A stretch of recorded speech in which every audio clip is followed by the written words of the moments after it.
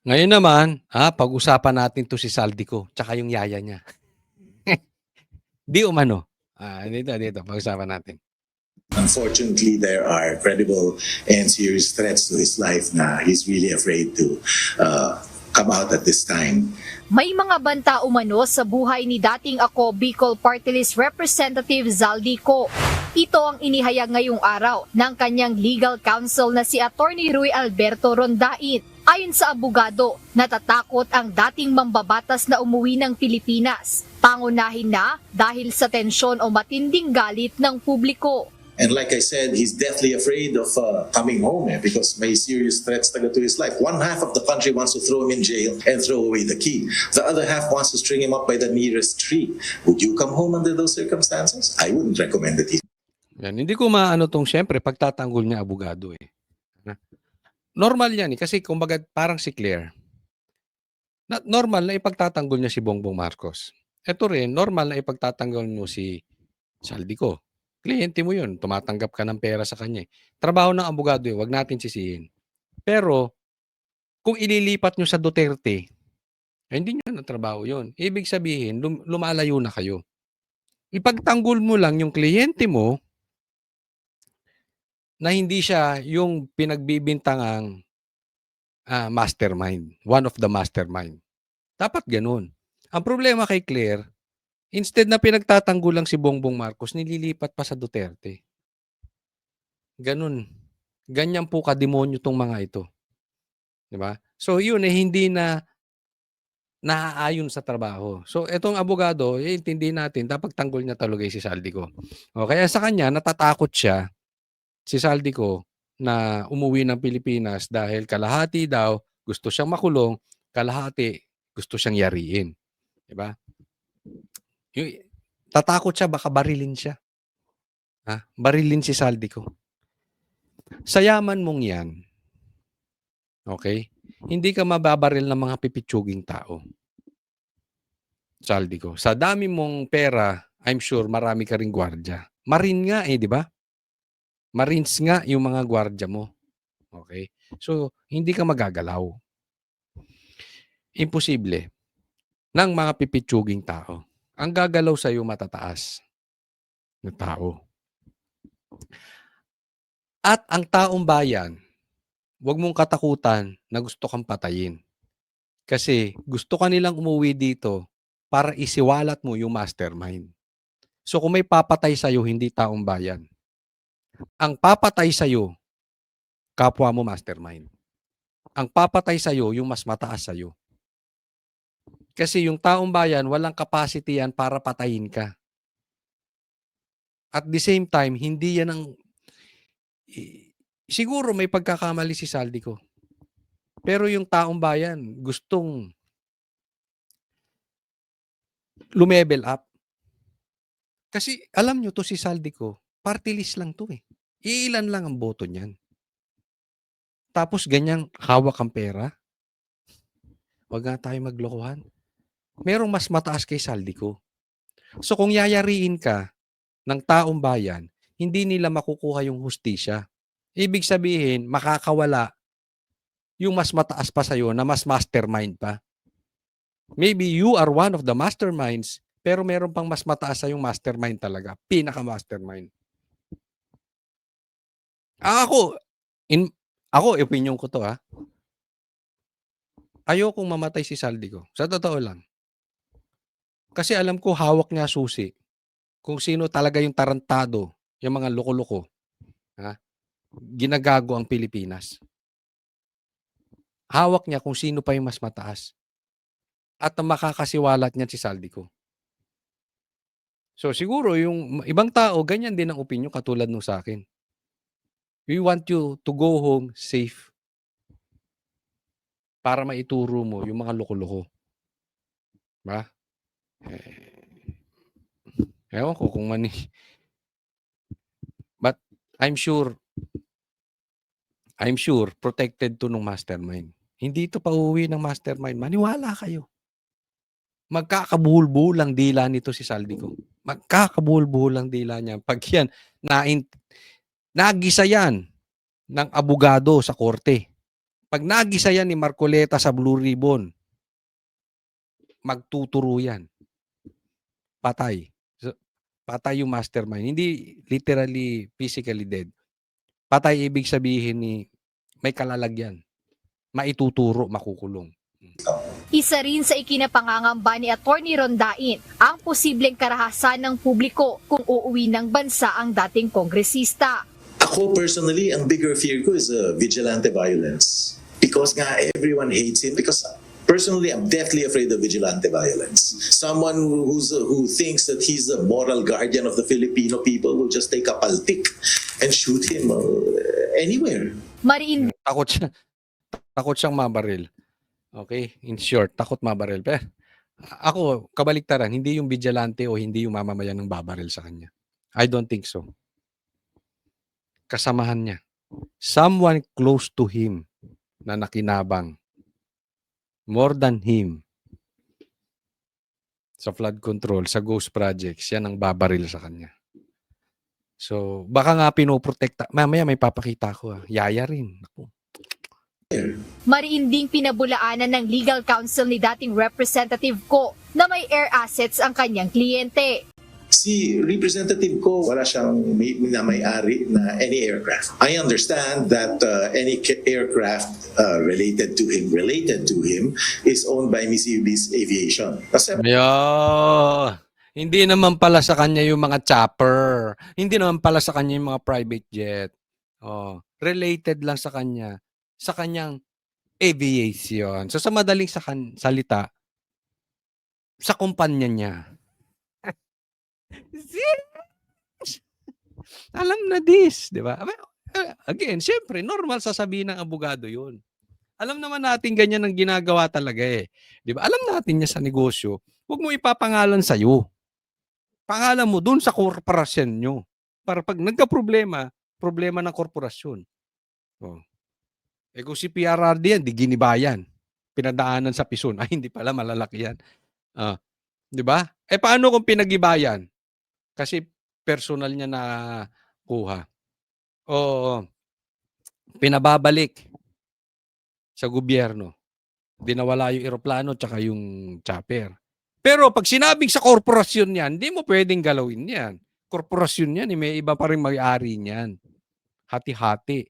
Kung may chopper, may chop-chop sila dyan. Siyempre. Hello. Dilusot. Okay, wala siyang chopper. Ang tanong, naniniwala ang taong bayan? Hindi. Kasi, ang problema dito, okay, ayaw niyang umuwi eh. Tapos magsasalita siya doon. Can you blame the people? Yung mga pinagsasabi mo, hindi pinapaniwalaan ng tao. Sabihin mo, wala kaming pakialam sa pinapaniwalaan ng tao. Diba? Siyempre, wala kaming pakialam doon dahil mayaman kayo. Ang punto rito, paano natin susolusyonan, maibabalik yung tiwala ng taong bayan? Hindi nyo mababalik just by explaining. They want result. So, basta itanggi nyo, okay na? Yes, maybe sa korte, pwede lumusot. Pero sa tiwala ng taong bayan, no one will believe that shit. pa rin si Mr. Ko sa Mitsubishi. You should ask the lawyer of Mitsubishi. Base sa naging pahayag ni Public Works and Highway Secretary Vince Dizon noong Setyembre, nagmamay-ari si Ko ng ilang helicopter na nagkakahalaga ng 4.7 billion pesos. Ito ay batay na rin mula sa record. 4.7 billion. Dami nun, no? Tapos, yung naguhulog sa kotse, yung naguhulog sa bahay, nalunod ng mga tao sa Cebu. Grabe. Ng Civil Aviation Authority of the Philippines o CAAP. Ngunit para kay Attorney Rondain, misinformation ang naturang mga pahayag.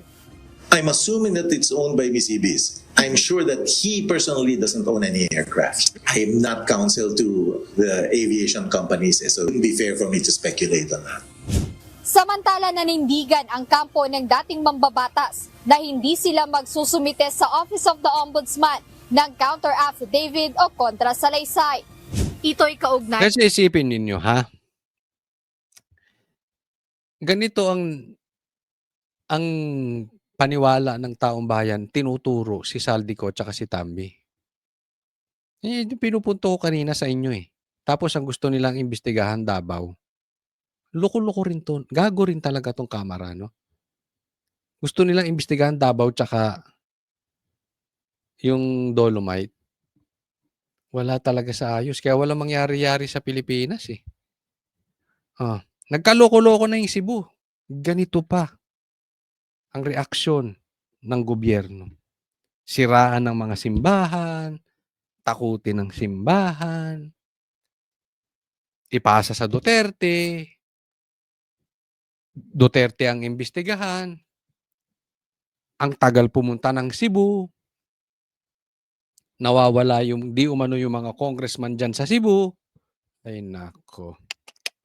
Tingnan niyo po 'tong post ni, Jason sa Facebook 'no, okey. Ano sabi ni Jason sa "Yaya ni Saldico huli pero di kulong. I was just informed by my source at the NAIA that a female passenger was offloaded by the BI, Bureau of Immigration at the Ninoy Aquino International Airport due to suspicious travel itinerary." So naharang, na-offload. Oh, eh, kasi pupunta ng Hong Kong, tapos may connecting flight sa Paris, sa France. Siyempre kailangan mo diyan, 'di ba, yung meron kang visa and at the same time, kung may connecting flight ka, tapos, may pera ka, 'di ba, alam mo na may travel itinerary ka, anong gagawin mo ro'n, alam mo naman sa ano, 'di ba? Oo. After interrogation and review of her documents, sabi ni Jason sa "A very new visa and records of her supposed sponsors, the BI authorities confirm that she is the yaya of former House Appropriation Committee Chairman Ako Bicol Party List Saldico." Kita niyo? Bago yung visa tsaka yung records niya. So, ibig sabihin parang baka, minadali yung ID, bago yung record, baka bago yung bank account, we don't know. Anong ibig sabihin dito? Oh, pero pinaalis. Bakit? Oh. The female passenger name withheld was scheduled to board the plane to Hong Kong with connecting flight to Paris, France. She was not detained. Yan po ang sabi ni Jason sa tanong. Tanungin natin si Saldico, totoo ba yan? At sana kung ito ay hindi totoo, itanggi nyo. Oh, at I'm sure kung totoo yan, sasagot si Jason sa. Pero kung hindi totoo yan, hindi sasagot si Jason sa. Fair enough. Total, nagsasalita yung abogado mo, pagsalitain mo na rin kung ito'y totoo o hindi. Kaya nga nililinaw natin, totoo ba to o hindi. Kasi kung posibilidad, kung ito ay totoo, wala talagang plano umuwi si Saldico. Talagang patatakasin yung yaya. Alam niyo nga kung bakit? Yun yung sinasabi ko, eh. Hindi yan pauuwiin dito. Drama-drama lang yung pauuwi nila si Saldico kasi mahuhuli. Yung dalawang alalay niya nga na pinagdidelibera ng pera, pinatakas. Kaya ito si Browner, hindi nyo nga mabantayan. Nakakatakas yung eroplano, helicopter ni Saldico. Pati yaya, muntik nang makatakas. Yung alalay niya nakatakas, asama ka pa sa gera, animal. Anong nangyayari sa Pilipinas? Di ba? Eh, posibleng may hawak to. Kaya pinapatakas. Remember, kung yaya yan, kasama yan. Kung asaan si Saldi. Di ba? Ano yan? Close in yan. Kumbaga sa bodyguard, close-in bodyguard, may close-in bodyguard, may close-in na yaya. Yung talagang nagsisilbi sa'yo. Nakikita niyan yung in and out ng pera. So kung totoo ito, sabi nga ni Claire, if this is true, sure yan, may hawak na ebidensya tong yaya. Dapat maimbestigahan to. Kung totoo at kung hindi totoo, tanggi mo saldi ko. Di ba? Wala, hindi nila planong pauwiin yan. Mabubukong kaya nga dapat yan, sabi nga nila kakansilahin na daw yung passport ni Saldico. Ang tagal. Kakansilahin nyo. Malamang-lamang sa tagal nyo nakakuha na ang daming pera niyan eh. Nag-iisip ba kayo? Merong mga makakakuha ka ng passport, pera-pera lang yan. Makakakuha yan ng iba. Di ba? Merong citizenship, bibili ka lang ng bahay, etc. etc. Sa daming pera niyan, makakuha na yan ng passport. Ang tagal nyo kasing kumilos eh. Oh, tas nakakatakas na yung iba. Muntik na yung yaya. Sana lang. Panawagan, Marcoleta, kung totoo ito, baka naman pwedeng imbestigahan nyo rin yung yaya. Posibleng magturo to. May susi yan Tatandaan natin, mas di hamak na magandang ebidensya yung malalapit sa kanya. At may purpose kung bakit patatakasin. Meron. Ang tingin ko dyan, yung mga mastermind, nakikita niyan, tumatanggap din ng pera. Next po tayo. Ito, gusto kong mapakita sa inyo dahil gusto kong bigyan ng komentaryo. Itong nasa taas, tingnan nyo, nagkaroon siya ng si PRRD ng meeting with Putin, Russia, USA, Trump, China, Xi. Hindi niya kailangan mag-gate crash. Kaya kalokohan yung sinasabi ni Bongbong Marcos na inakyat niya yung baka ma-offend. Una, hindi adik yung mga yan. Alam mo ba ang taong easily offended? Yan yung mahihinang nilalang. Ang tao, tandaan nyo yan parati, ang taong easily offended, insecure yan. Itong mga ganyang katataas na leaders, they are not weak leaders. Itong leader ng Russia, US at China. Kaya nga they know A real leader, tandaan mo to, Bongbong Marcos, a real leader will notice a real leader. A real leader will notice a weak leader. And they know. So yung sinasabi mo, ayaw lang talaga sa'yo. Huwag kang magpalusot na kaya ka umakyat dyan, baka ma-offend si C. Ang sabihin mo, etsa puwera ka dyan. Gusto mo makuhanan ka ng kamera para may ilalabas kayo sa Pilipinas, para maloloko nyo ang Pilipinas at mapapalabas nyo yung optics, yung naratibong gusto nyo makarating sa Pilipino na ikaw ay one of them. Na ikaw ay respetado, mataas na tao. Yes, you are the president, but they don't respect you. World, international leaders do not respect you, Bongbong Marcos. Pilit na pilit yung ginawa mo. Gate crasher ang dating mo ron. Fan ang dating mo ron, Bongbong Marcos. Look at this. Look at this. Diba? Ang layo mo. Ang layo mo, Bongbong Marcos. Ikaw, hanggang ngayon, nakatago ka pa rin kay Claire. You're just proving you're really a weak leader. Ni ayaw mong humarap sa media. Puro ka Claire, puro ka Claire. Why? Lagay nyo dyan sa comment section. I know you know it. Next po tayo. Ito po post ni Senator Bongo sa kanyang Facebook. Basahin po natin. Malasakit team ni Senator Bongo agarang naghatid ng palugaw at tulong sa mga naapektuhan ng Bagyong Tino sa Cebu. Ngayong November 5, rumisponde agad ang malasakit team ni Senator Bongo sa Tisa National High School kung saan pansamantalang nanunuluyan ng ilang individual na naapektuhan ng Bagyong Tino. Katuwang ang Malasakit at Bayanihan Party List na mahagi sila ng mainit na pagkain upang kahit paano ay maibsan ang hirap na nararanasan ng mga residente habang unti-unti nilang inaayos ang kanilang buhay at kabuhayan. Kayo, Dilawan, asan kayo? Kayong mga congressman, ng Cebu, asan kayo? Tayo nagtatanong lang. Ikaw, Trillanes, wala kang naitutulong sa Pilipinas. Puro ka lang dakdak, puro ka lang Duterte, puro ka lang kaalyado ng Duterte, gisahin ng Duterte kasi makakaupo si BP Sara. Kung hindi natin gigisahin, kung hindi natin gigibain ng Duterte, makakaupo si BP Sara, makakabalik si BP Sara. Wala na kayong inasikaso sa buhay ninyo kung hindi makabalik ang Duterte.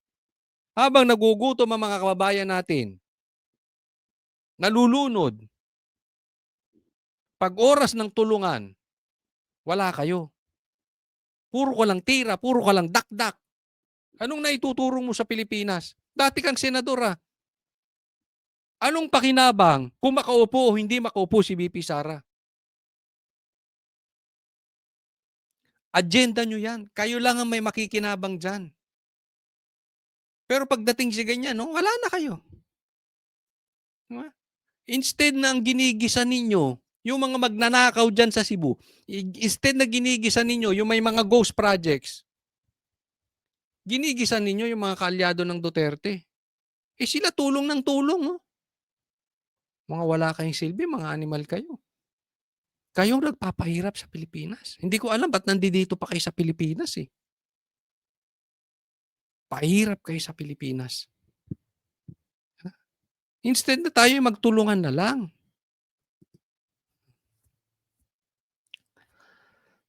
Etong sa bawat sakuna hindi pinapabayaan ni Mr. Malasakit. Etong Malasakit na to, yung Malasakit Center ni Bongbong.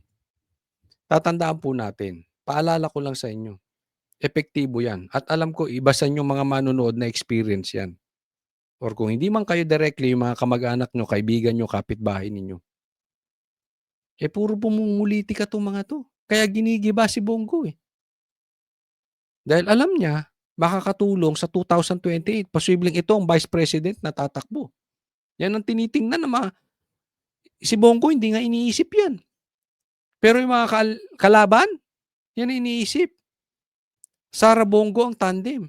Kaya ginigiba si Bongo. Ganito, may usap muna tayo.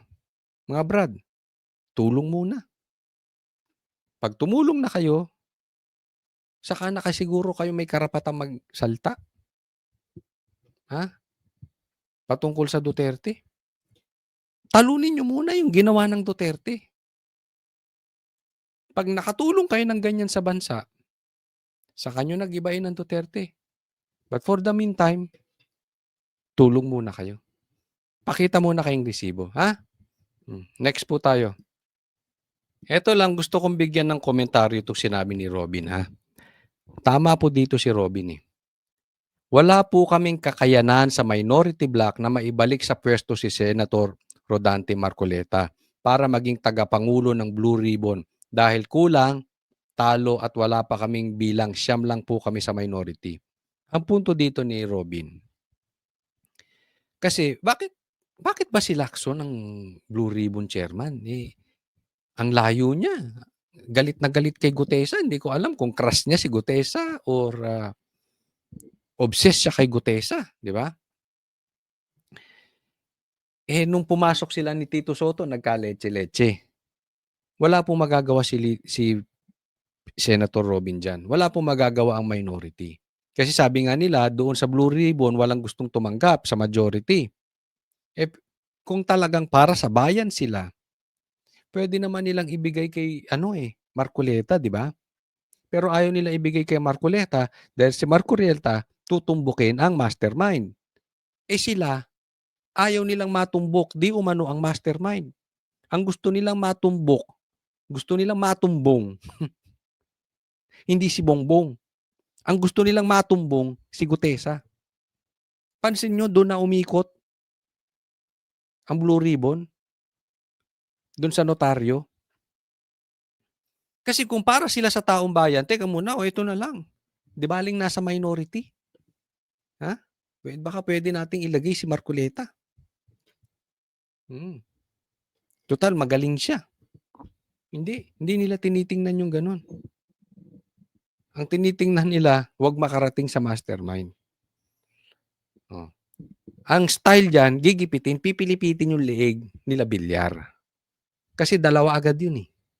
Pag lumipat yung dalawa, di 11 na sila. 13 na sa kabila. Dalawa na lang. Hindi ko alam kung si The Good One lilipat or kung sino man. Basta may lumipat na 4. May 4 na lumipat sa minority block. Galing sa majority. Tingnan nyo. Aayos ang Senado. Tingnan ninyo, lalabas ang mastermind. Ito lang ang solusyon. Para sa Blue Ribbon, maayos. Kitang-kita mo, doon pa lang sa impeachment, hinaharang na ni Tutua Soto. Di ba? Parang ayaw niya maging kabit maging kabit. Parang ayaw niyang makaupo si VP Sara. Doon pa lang gusto niya nang ma-impeach si VP Sara. Yun ang kanilang punto rito. Kasama yan sila Tuta, kasama yan sila Trillanes, kasama ang Dilawan. Lahat yung mga yan, ang motibo lang yan. Huwag makaupo si VP Sara sa 2028. No? I really hope, keep on praying. And at the same time, isabihin nyo sa social media ninyo na meron pang lumipat na 4. Pag may lumipat na 4 sa minority, solve na ang problema ng Pilipinas. Kalahati ng problema natin solve. Matutumbok natin. Sigurado ang mastermind. But for the meantime, sarswela ang mangyayari dyan sa Blue Ribbon. Hindi lalabas ang mastermind dyan. Ang gigibain lang dyan si Gutesa. Pustahan? Pag-usapan muna natin itong tuta ni Tambi. Parang rhyming no? Sige, pasok! Well, nakapagpa-set up lang ako ng meeting. It might be later or tomorrow. Basta within the next few days, we will be able to talk. Kung kailan biglang magkaka-open ang schedule namin. Nais makausap ni Senate President Vicente Soto III, si late 1st District Representative at dating Nangangayay. Yung picture niya dyan, nangayayan si Tambi, no? Oo, halatang stress. Tambi, labas ka nga sa picture nang makita ka lang namin o labas ka sa video. Tingnan natin ang kalagayan mo at kalusugan mo. Ha? Ang sakit, no? Oo. Di ba, marami ka naman bahay sa Forbes, di umano. House Speaker Martin Romualdez. Layo nito na formal na imbitahan ang kongresista sa pagdinig ng Senate Blue Ribbon Committee sa issue ng mga umano'y maanumalyang flood control projects. Kasunod ito ng pahayag ni Senate President Pro Tempore Panfilo Lacson na iimbitahan niya sa pagdinig sina Congressman Romualdez at resigned ako Bicol Party List Representative Zaldico. Ayon kay Senador Soto, wala pang kumpirmasyon kung makadadalo nga si Romualdez sa kanilang pagpupulong.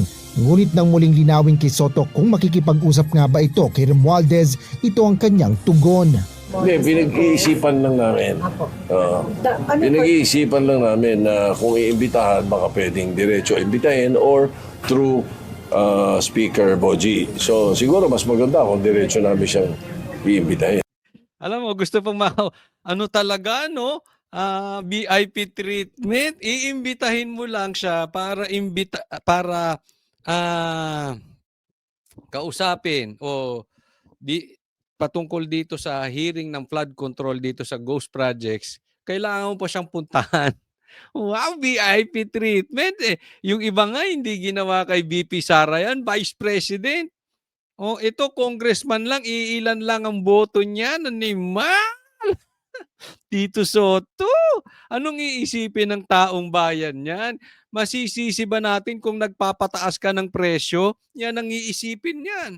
Namang taong ba? Ba't ka pupunta ron? Iimbitahin. Parang ganito mangyayari dyan. Tambi, iimbitahin ka namin. So, eto yung mga tatanungin ko. parang lespo lang na nahuli ka doon. Ay! Magse-seminar ka rito. Ha? Oo, malayo 'to. Pupunta ka pa diyan sa East Avenue. Taga saan ka ba? Tagaytay. Malayo ka. Sa East Avenue mo i-claim 'tong lisensya mo. Oo. Brad, sir, baka naman puwede nating pag-usapan 'yan. Ah, baka puwede kang pakiusapan. Tatanong nung pulis, "Anong klaseng pakiusap ba gusto mo?" Wag tayong maglokohan, nangyari na 'yan sa atin, eh, 'di ba? Siya naman gusto niyang kausapin. Ano itatanong, naku, 'pag ikaw pinaharap ka namin dito, talagang gigisahin ka ni Marcoleta. Yari ka diyan, 'di ba? Oh, baka naman puwede nating pakiusapan 'yan. Posibleng sabihin ni Saldico 'yun, ay ni Tambi. "Uy, ano bang gusto mong pakiusap?" VIP treatment, gusto pang makausap? Naku. Wag kayong mag-ano, ha, wag kayong magpataas ng presyo. Ulitin ko, ganyan po lalabas yan sa taong bayan, 'di ba? Padala ka na lang ng sulat, yung nangyayaring natural, 'di ba?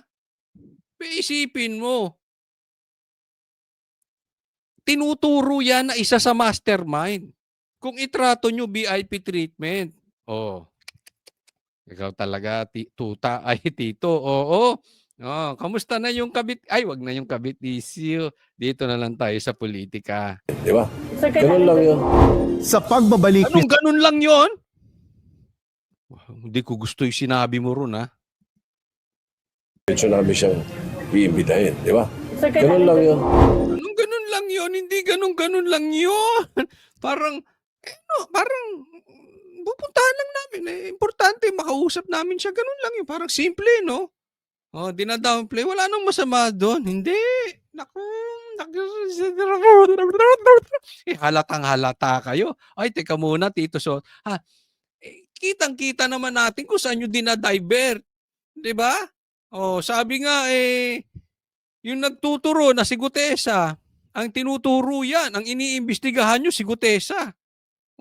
Yung nagnakaw ng kalabaw na itinuturo, instead na yung magnanakaw ang imbestigahan ninyo, ang gusto nyong imbestigahan yung nagturo na kung sino yung magnanakaw ng kalabaw. Naku naman, Tito Soto, Ganun lang yun. Sa pagbabalik ni Senator Ping Lacson sa pamumuno ng Senate Blue Ribbon Committee, naniniwala si Senate President Tito Soto na hindi ito magdudulot ng tagunuhan sa mga kasama nitong senador. Ito ay dahil alam naman anya ng kanilang mga kasamahan na si Lacson pa rin ang gusto nilang mamuno sa naturang komite. Tiwala rin si Soto na hindi magkakaroon ng issue sa Senate leadership sa pagbabalik ni Lacson sa Blue Ribbon. I don't think so. I don't think so. And if ever there is, no problem with that. I always serve at the pleasure of my peers. ayun. So wala naman daw problema na pag bumalik si Lacson as Blue Ribbon Chairman, na dati sinabi niya hindi siya nagpapapilit, hindi na talaga siya babalik, pero kinain niya rin yung suka niya, no? Si Tito Soto wala namang problema, 'di ba? Nagse-serve daw siya at the pleasure of my kabit. Ay, bakit ba kabit? At the pleasure of my peers. Ganon. Si Tito Soto, siguro, hindi ko alam kung kabit niya to hindi yung kabit na yung kabit niya ito si Lacson, patungkol sa yung tandem ba? Wag na nga kabit ang pag-usapan natin. Katandem, ganon. Kasi 'di ba ganon naiisip natin pagka-tandem? Oo, kabit. 'Di ba katandem? In Tagalog, kabit. Parang kabit mo ba si Lacson sa paglayo sa usapin ng mastermind, gano'n. Katandem mo ba si Lacson? Kasi nagkagulo-gulo, nagka-leche-leche na yung nung simula pumasok kayong dalawa diyan, eh. Kayo, sa totoo lang, ang ganda na magiging imbestigasyon. Maaaring tapos na nga, eh. Maaaring nakuha na natin yung mastermind kung hindi kayo pumasok ni Lacson. Yung kabit mong yung katandem mong 'yon. Baka mas madali pa nga yung Senador Calon kasi ikaw ay opisyal eh. Plano ng Senate Blue Ribbon na itakda ang susunod na pagdinig kaugnay ng isyu ng katiwalian sa flood control projects sa November 14. Sinabi ni Soto na pag-uusapan pa rin nila ito ni Lacson kung kailan ang tiyak na petsa ng pagdinig. Asher Kada. Eto, tingnan natin tong next ha. Eto, pag-usapan natin, si Tito Soto gusto namang makausap si Tambi. Eto namang kamera, sinong gustong makausap? Pasok.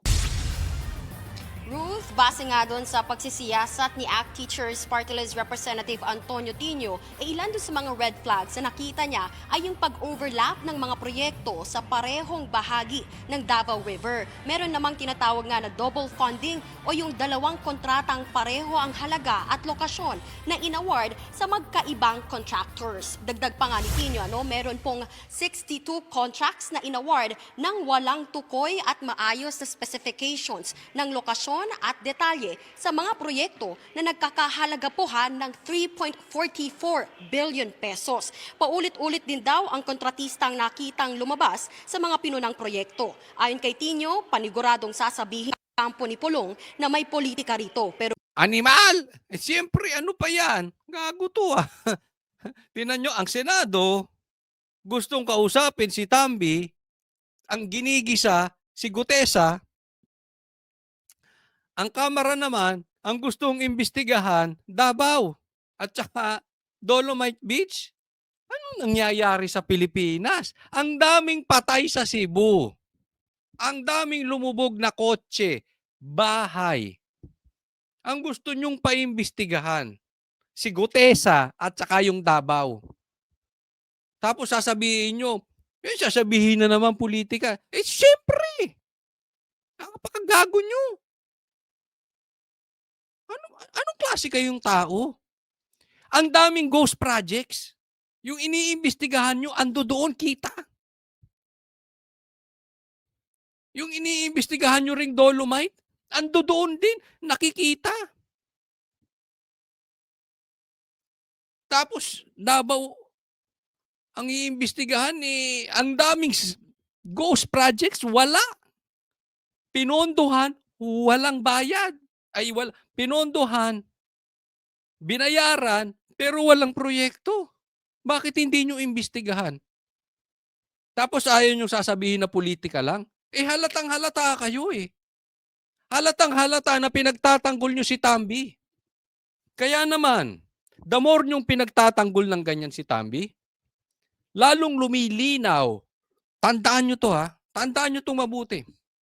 Lalong lumilinaw sa taong bayan na mastermind si Tambi.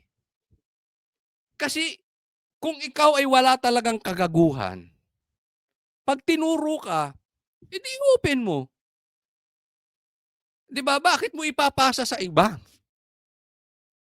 At sa dami ng nagtatanggol sa kanya, it needs money. Ibig sabihin, marami talagang nakurap. Okay? So, lumilinaw lalo sa taong bayan, teka muna, talagang may tinatago to. Alam mo kung anong patunay doon? Na ang taong bayan na hindi naniniwala sa inyo? Yung investment, yung stocks, yung dolyar bumabagsak. Yan ang malinaw. Kasi hindi mo kayang kontrolin yan. Yung survey, kaya mong bayaran yan eh. Yung mga lintik na congressman, pwede mong bayaran ng iba dyan. Yung ibang mga senador, pwede mong bayaran ng iba dyan. Pero yung stocks, hindi mo mamamanipulate yan. Hindi mo kayang pilipitin ang leeg ng mga, mag-invest kayo dito ha. Aayusin namin tong gobyerno. Hindi po pwedeng ganon. Sasabihin ni Claire, kasalanan ng mga Duterte yan. Mag-invest kayo dito. Hindi nyo matatakot ng mga ganon ng mga investor. 'Di ba? Kasi nga, mga peke kayong lahat. Ano nga yung nagdoble? Malay ba natin kung talaga namang kulang? 'Di ba? Ang tingnan ninyo, may anomalya ba? Kung walang anomalya, punta na kayo dun sa iba. Gate ni Tino, nag-umpisa ang kanyang pagsisiyasat sa sumbong sa Pangulo website at kapansin-pansin ang mga questionableng kontrata at proyekto sa kanyang distrito. Samantala, kasalukuyan pa rin tinitignan ni Public Accounts Ang Chairman daming ano mo, ito pa si Kokey, isa pa ito.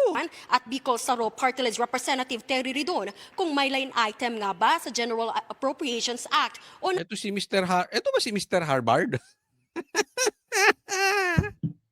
Nagbayad. Anyway, ha? Ah, ang kumusta na yung Dolomite mo? Balik natin yung basura, samahan ka namin. Kasi yan ang gusto nyo. Ano iniimbestigahan nyo yung malinis, yung madumi, ayaw nyo imbestigahan. Balik natin basura. Ha? Pataihin nyo rin yung mga tao. Yan ang gusto nyo Yung madungis. Hindi, eto Ito, in general po ito. Alam mo yung mga madudumi, gusto niyan madumi. Let me repeat that. Yung mga masasama, gusto niyan masama din. Kasi, pag ikaw ay nasa dilim, ayaw mo ng liwanag, ma-expose ka Halimbawa, tingnan mo ang adik. Gusto niyan lahat ng kaibigan niyan adik. Magsalita ka dyan ng Diyos, ikaw pa masama. Gusto niyan adik ka rin. Tingnan mo yung barkadahan na mahilig sa babae. Tingnan. Sigurado yun. Hindi lang siya mambababae, maghahatak pa yun ng mga kaibigan niya, kagrupo niya, kaibigan niya na mambababae. Para wag siyang magbukang masama. Pag ikaw ngayon tumanggi mang babae, ikaw pa masama. Alam ko yan Nafe-feel ko. Di ba? Hindi. Joke lang, joke. Oo. Ganyan. So ayaw nila. Parang magnakaw kayo mga animal. Ha? Pag hindi kayo nagnakaw, yari kayo sa amin. Bakit? Magmumukha silang madumi. sa ilalim ng unprogrammed appropriations ang Dolomite Beach Project ng administrasyon ni dating Pangulong Rodrigo Duterte. Nilinaw din ni Ridon ang suspecha ng mga netizens na paghihiganti lang daw ito ni Ridon nang tanggalin siya ni Digong bilang chairman ng Presidential Commission for the Urban Poor noong 2017. Narito ang pahayag ni Congressman Ridon. Gumaganti lang si Kokey. Sige, mag-enjoy ka dyan, kakabanat mo. Kung ano man nakukulimbat yung pera kay Saldi ko at kay Tambi, di umano. Tago nyo na. Last nyo na yan. I don't think there's anything na talaga ho nga paghiganti dito sa usapin po na ito. Ayun, Hindi bait ito tungkol sa dating Pangulo. Ang gusto nating malaman, sino ho yung opisyal ng gobyerno na nag-propose nito pong Dolomite Beach Project na ito. Ayun, hindi siya. Ang bait. Ang bait pala nito. Idol! Mga animal. Ito. Tingnan nyo to. Tingnan nyo to. Patunay. Naluko-luko yung mga yon. Ito, nilabas ng ng Daily Tribune. Top 10 provinces with biggest flood control contracts. Taas ang kamay kung kasama yung syudad nyo rito. Anong number 1? Bulacan. Cebu, alam mo, nakakaawa yung mga, tulungan po natin ng Cebu. Talagang lumubog sila. Isipin nyo. Dahil sa mga magnanakaw, daming patay. Alam mo, nung pinapanood ko yung mga videos na nangyari sa Cebu, nagdudugo yung aking puso dahil naiisip ko, bakit ba nangyayari to sa Pinas? Yung mga inosente, patay. Yung mga magnanakaw, buhay. Parang pag tiningnan mo, asa ng hustisya? Diba? Tapos, asan yung mga congressman? Ang balita namin dito, yung mga congressman dyan sa Cebu ngayon, nasa ibang bansa. Animal kayo, kailan kayo pupunta dyan? Si Bongbong Marcos pupunta pa din daw dyan. Nag-announce pa. Wag na kayo mag-si-announce. Pumunta na lang kayo dyan kung tumulong na kayo. Di ba? Announce pa kayo Di, calling, totoo ba yun? Kayong mga congressman na dyan sa Cebu. Wala daw kayo. Di ko alam kung totoo to Kaya tinatanong ko, Sa mga taga Cebu, kung nanonood kayo, andyan ba yung mga congressman nyo? O yung iba nasa ibang bansa dahil natakot, dahil lumubog, at kasalanan nila, isipin mo, pangalawa ang Cebu sa pinakamaraming flood control contracts. And yet, ganun ang nangyari. Ilan ang inano nila dyan? 26 billion. Daming numero, hindi ko na nga kayang basahin to eh. Ano mo naman yung aking utak, hanggang milyon lang. Yan lang nakita nating pera. Oh, ang pangatlo, Isabela, Tarlac, Camarines Sur. Oh, ilagay nyo dyan ha, kung andyan yung probinsya nyo, ilagay nyo. Albay, Pampanga, Leyte, Pangasinan, Misamis Oriental. Yaan po, ha? Yaan po ang mga probinsya. Ang gustong kausapin ng Senate President si Tambi at si Gutesa. Ang Kamara ang gustong imbestigahan Davao. Mga animal kayo. Ang gusto nyong imbestigahan Dolomite. Di ba? Ito ay July 22 to May 25. So ito, panahon mo, Bongbong Marcos. Kawawa ang Cebu. Alam mo, kung hindi ito hinayaan ni Bongbong Marcos at ni Tambi, yung mga patay ngayon sa Cebu, dapat buhay pa yun. Pambira. Nag-swimming yung mga kotse. Masakit yun ha. Kasi hindi naman kami katulad ninyo na mayayaman. Karamihan ng bumibili ng kotse, hindi cash. Hulugan niyan 60 months. I know that. Sipin mo, lubog yung kotse mo, hindi pa bayad. Tapos kayo, hayahay, may bahay sa Forbes. Ang gagago nyo. Wala na kayong konsensya. Tapos ayaw nyo magsi-resign. Dapat naman magsi-resign na kayo. Hayaan nyo na yung may kakayanan. Wala kayo talagang konsensya. Bongbong, anong gagawin mo rito?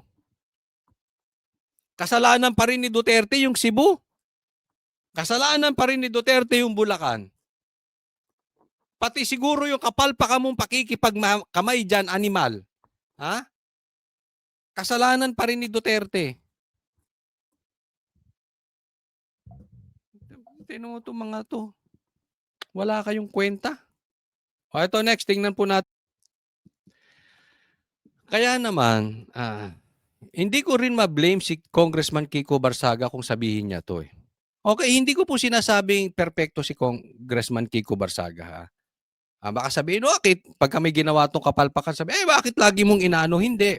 Kasi dito sa atin, pag tama, palakpakan, pag mali, banatan. Para sa akin, tama naman itong mga quote cards na ginagawa niya. Diba? Halimbawa, ito. Anong sabi niya? Walang mamamatay sa Cebu kung walang ninakaw si Marcos at Romualdez. Corruption kills our citizen. Hindi mo because this is public knowledge. Ha?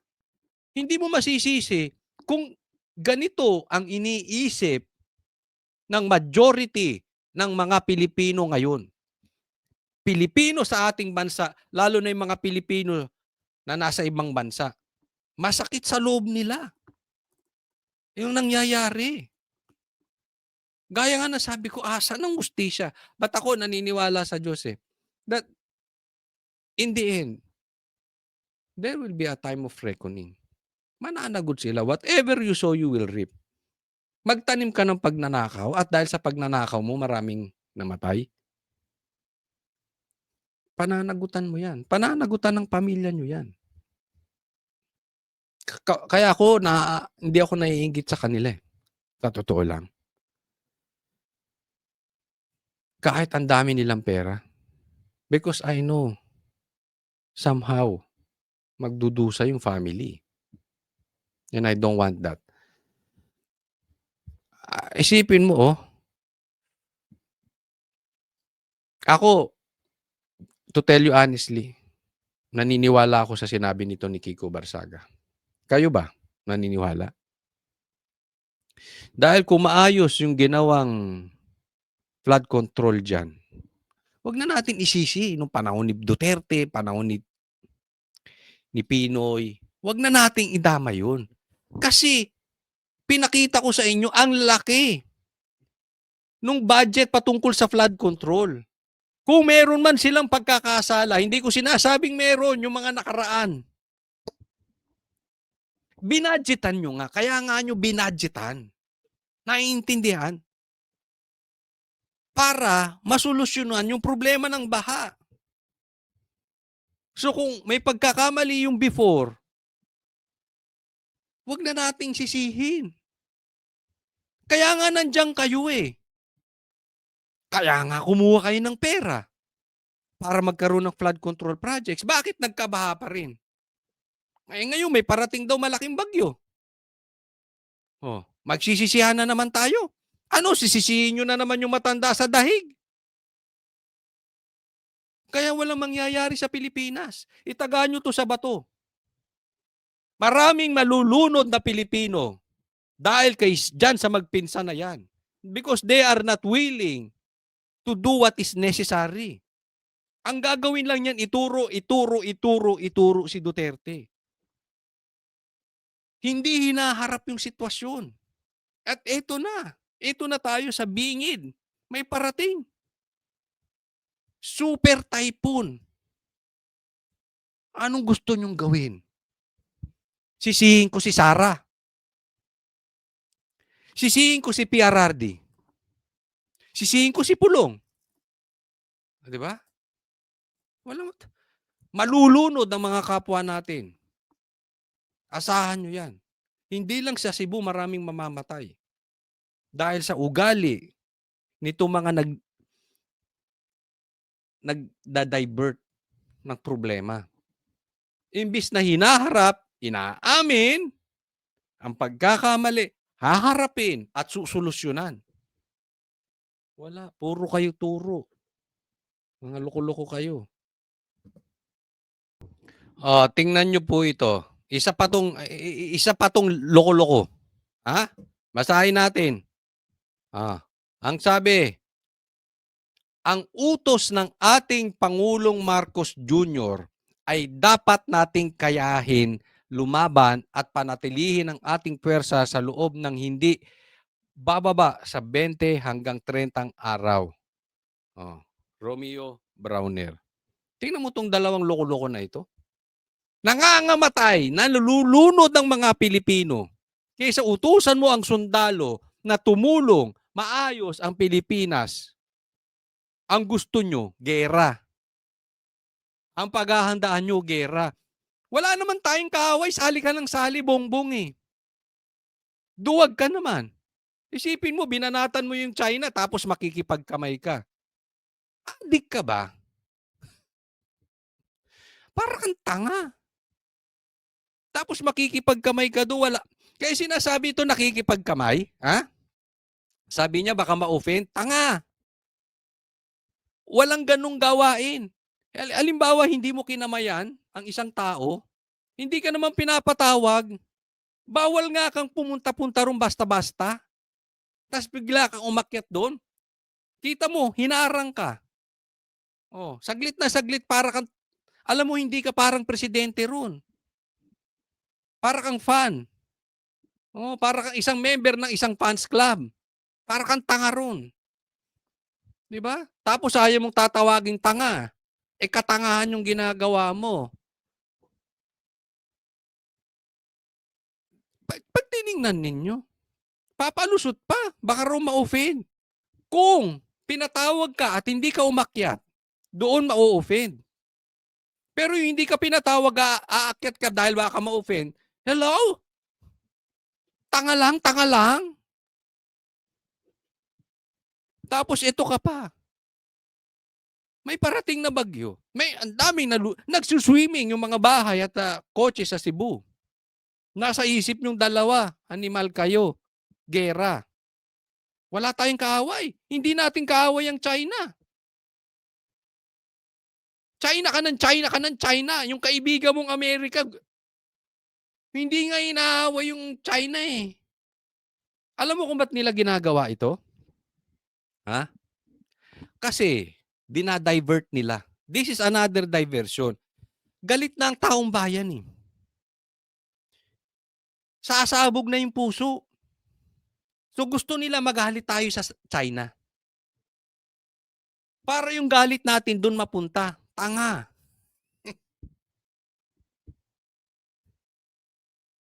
Hindi po kami ganyan mag-isip. Huwag mong ginagawa. Kayong dalawa, huwag nyong ginagawang parang tanga mga Pilipino. Ha? Hindi mo malilipat yung galit. Bakit? Nalulunod ba yung mga kababayan natin dahil sa China? O dahil sa magnanakaw ng flood control? Nagugutom ba yung mga Pilipino dahil walang trabaho? Dahil kasalanan ng China?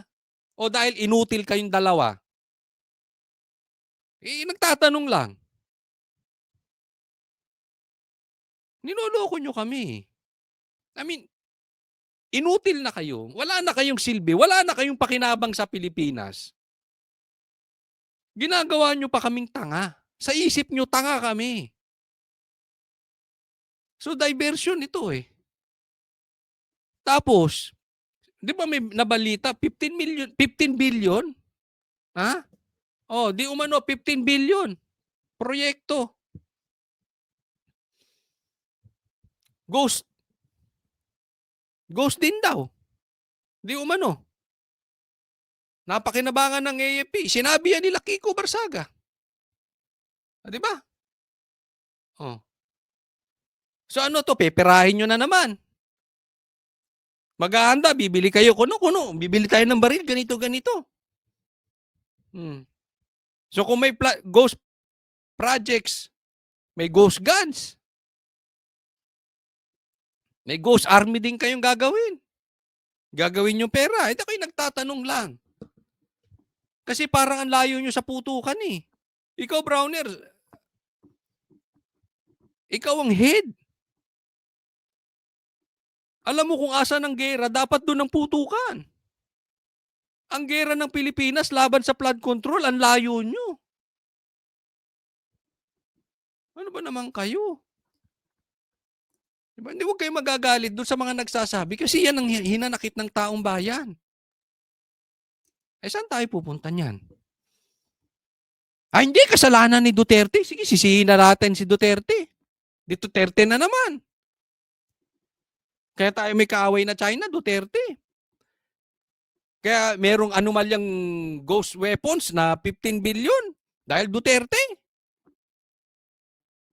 Dahil kaya kayo walang baril, Duterte. Sa totoo lang, ang corny na nitong mga to. Yung bang parang ang gumagawa ng kanilang optics, wala nang maisip. Be creative naman. Kung gusto nyo talagang humupa ang galit ng taong bayan, be creative.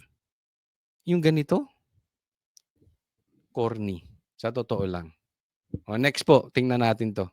Yung kanina, diversion ng sundalo ni Bongbong Marcos. O, ngayon naman, diversion ng yaya ni Marcos.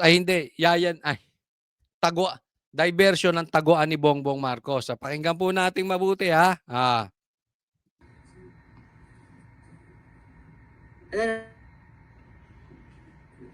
Kayo JC ba magrarally? Ay, bakit nadama yung KOJC dyan? Kasi may nakikita ako sa mga thumbnail. If mga klira. If magrarally ang KOJC. Mga pa-if-if siya dyan. Pag nandun siya sa PCO, banat siya ng banat. Kasi vlog niya yan eh. So siguro nag-iisip siya baka madimanda. Pero pag doon sa vlog ko, protected ako ng mga amo kong mastermind. Hindi umano. Sige. Sorry. Pasok. Nakikita ako sa mga thumbnail. If mga klira. If magrarally ang KOJC, alam naman natin bakit. Na Not really for corruption. Maybe siguro, ayaw nila ng corruption. O sige, lagyan na natin sa corruption. Ayaw nila. Pero pag sumigaw sila ng PBBM resign, alam niyo na kung bakit. Kasi, baka malapit na ang schedule ng extradition. Baka. Kung hihilingin ng US itong si Pastor Kibuloy. Ayun. Ita-translate ko anong ibig sabihin ni Claire dito. Okay?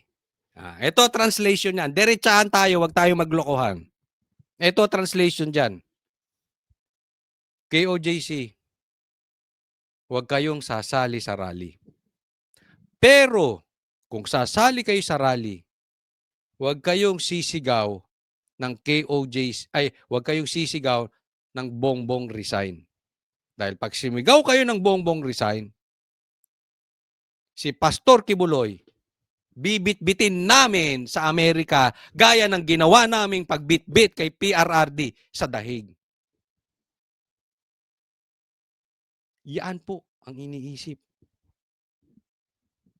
ng madami. Chilling effect po yan. Yung ginagawa ni Claire na yan, ayan ay indirectly tatakutin ang mga reliyon. Una, KOJC. Kaya nga naman binanatan nila si Villanueva, di ba? Huwag kayong sasali. Ha? Dahil pag sumali kayo dyan sa sigaw ng Bongbong resign, guaranteed nyo gigipitin namin si Senator Villanueva. Gaya no kung paano namin ginipit si Pastor Kibuloy. Ang kaibahan lang, hindi ko alam hindi ko sinasabing hindi sila ganun. Si Pastor Kibuloy hindi takot sa inyo. Alam niyang nasa tama siya. Maninindigan siya. In English, hindi siya eat shit. Hindi siya kumakain ng tae. Hindi siya kumakain ng suka. Mayroon siyang paninindigan. So, wag niyong takutin. Ha? Kasi ganyan ang ginagawa nila eh. Pag umalyado ka sa Duterte, aalukin ka ng maganda. Pag hindi ka pumayag, nakikita nyo naman yung nangyayari. That is public knowledge.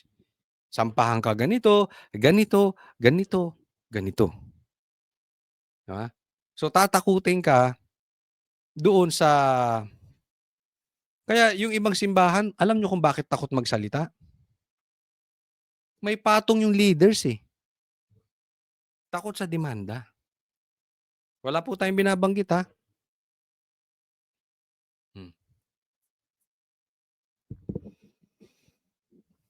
Ba't nyo sinasabing KOJC? Ito sa akin lang ha. Ito, I'll be honest. As of tonight, as of today, walang instruction coming from SMNI or KOJC na mag-join kami sa rally. So it means, bakit dinadamay nyo ang KOJC dyan in the first place? Second, kung a-attend kami or a-attend yung mga taga-KOJC, it means hindi pinilipit yung kanilang leeg. A-attend sila ng kusang loob. Ako nagsasabi akong totoo. Walang nagsasabi sa amin na umattend kami ng rally. Wala. Itong darating na rally wala. Walang instruction. As of today. So ano ibig sabihin? Attend kayo kung sa tingin nyo mali ang gobyerno, attend kayo. Parang ganun. Ganun ang dating sa akin. Diba? Pero hindi ka namin pipilitin. Ganun ang dating. Okay? At pakinggan nyo pa. Ito pa, may bibirahin pa siya. JIL. JIL naman. Kung magrarally, kung against corruption, go. Pero kung para humiling na pababay ng Pangulo Marcos Jr., alam niyo na kung bakit. Dahil nasasangkot si Senator Joel Villanueva. Kita mo? So, anong ibig sabihin dyan? JIL. Shut up your mouth. Indirectly, I believe yan ang gusto niyang parating. JL, shut up your mouth. Huwag kayo sisigaw dyan ng Bongbong resign. Kung hindi, si Senator Villanueva, yari sa amin. Chilling effect tong ginagawa ni Claire. Ah. Kaya nga naman, etong tingnan nyo susunod. Kaya naman, eto, binabanata na nila isa-isa. Okay? INC, KOJC, JIL, mark all the corrupt safe. So ito, hinaharas na nila. Yan ang style nila eh. Para ano? Alam naman kasi natin na malaki itong magiging rally. So tinatakot bawat simbahan. Huwag kayong magpa-participate. Huwag kayong sisigaw ng Bongbong resign. Kundi haharasin namin kayo. I don't know sa ibang church, okay? Ako po ay hindi member ng KOJC. Pero ako po ay parte ng SMNI. Nakita ko po sila. This I can promise you. Sa mga nanonood. Hindi duwag ang KOJC. Kung duwag ang KOJC, nasa laya si Pastor Kibuloy. Hinihimod yung puwet ng mga lintik na yan. Pero hindi, dire-diretso siya. Kaya pinag-initan eh. Bakit? Hindi kayang pilipitin yung leeg. Hindi kayang takutin. Takutin nyo na yung iba. Yung ibang leader na may takot sa demanda, yun na lang, takutin nyo. Pero not KOJC. Pero ang point ko, ito, talaga nang gigipitin itong mga simbahan dahil para dito sa rally, hindi maging successful. Ito pa, isa pang ginigipit. Tingnan natin ha. Ito ay post di umano ni Kiko Barsaga. Okay, hindi ko alam kasi hindi natin alam kung totoong sinabi ni Bongbong Marcos. Okay, kaya tatanungin natin para maliwanag. Totoo bang sinabi mo to, Bongbong Marcos? Okay? Kasi kung ito hindi totoo, baka ginagamit lang yung page ni Kiko or may nagpapanggap na Kiko Barsaga. Kasi po, yung iba, ginagawang pain yan. May mga nagme-message pa nga sa Banateros eh. Kunwari, yung ibang vloggers nagbabayad, tapos gusto nila isisiwalat ng Banateros, yung pala fake news, di ba? So nagtanim, di ba? Parang si Risa, tanim witness. Ito naman, tanim fake news. Gusto nilang kagatin. Kaya ako, nagtatanong pa lang. Nagtatanong ha, Bongbong Marcos talaga bang sinabi mo ito? Kasi kung sinabi mo ito, hindi magandang paratang yan sa INC. Kasi anong sabi ni Bongbong Marcos? Marcos administration, according to Kiko Barsaga, accuses Iglesia ni Cristo of paying members 3,000 to attend November protest against corruption.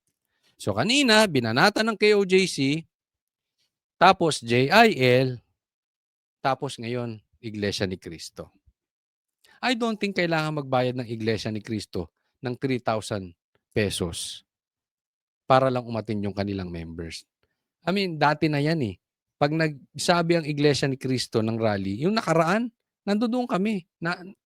Nakapag-attend po kami noon. Nandoon kami, tapos nakita nyo naman, naka-live sila. Nagpunta rin kami ng Manila Hotel dahil sa tabi ng Manila Hotel yon. No? Sa ganung kadami, I don't think babayaran ng gano'n ng Iglesia ni Cristo ng 3,000 each. Ang dami po nun. Diba? So, kaya tanong ko to, Bongbong Marcos, dapat sagutin mo to. Kung ito ay sinabi mo. Kung hindi naman, yan po ang sabi, Kiko Barsaga, no?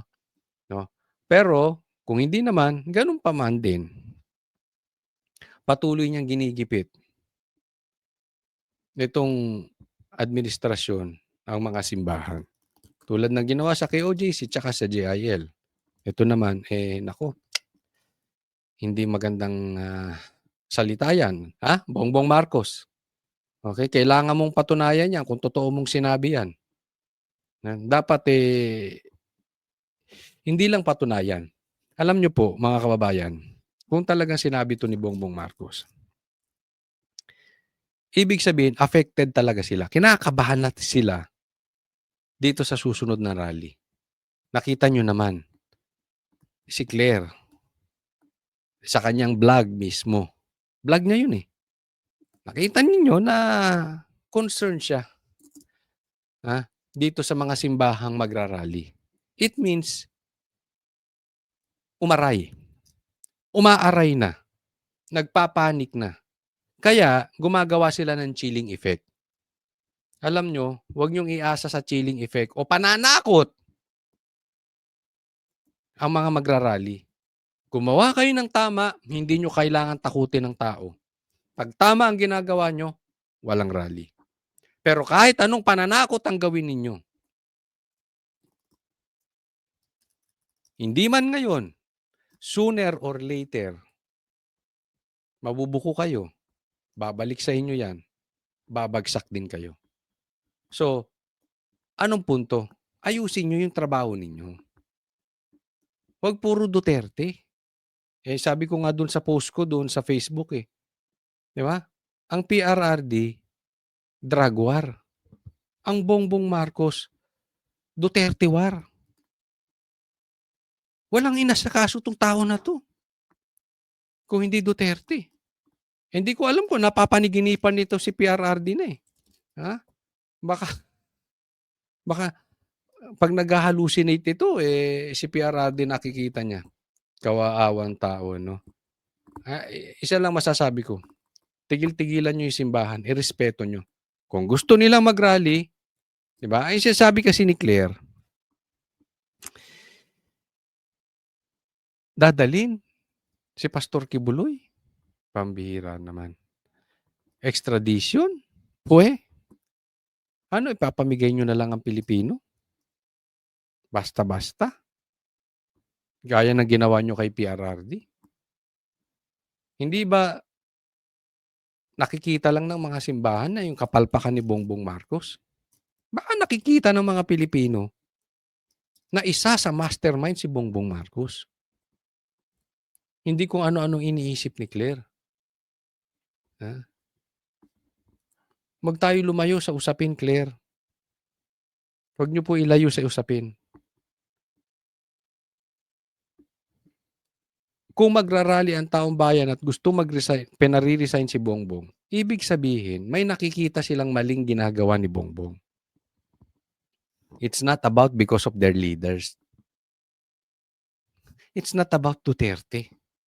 Hindi lahat ng bagay sa mundo ay Duterte, Claire. Huwag ka masyadong obsessed. Para kang si Lacson obsessed kay Gutesa. Tigil niyo yan. Ang corny na eh.